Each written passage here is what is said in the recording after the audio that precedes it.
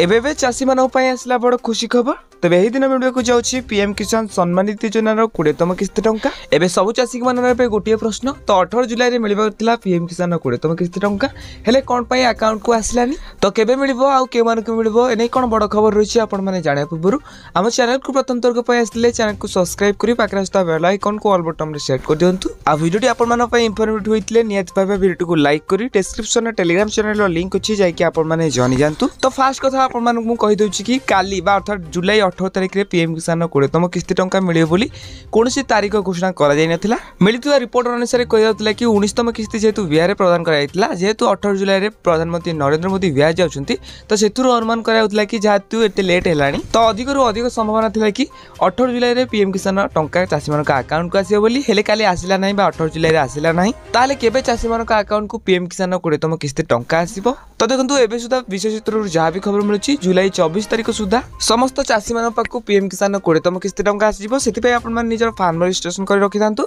आ निजर बैंक रे ई-केवाईसी कर रखिथांतु। तबे पीएम किसान टंका को नै जेतेबेल भी जहा अपडेट आसीबा आपण मान जानिया पय हम चैनल को सब्सक्राइब करंतु। आ हां ए वीडियो को देखुछंती नियत भाबे कमेंट बॉक्स रे कमेंट करंतु।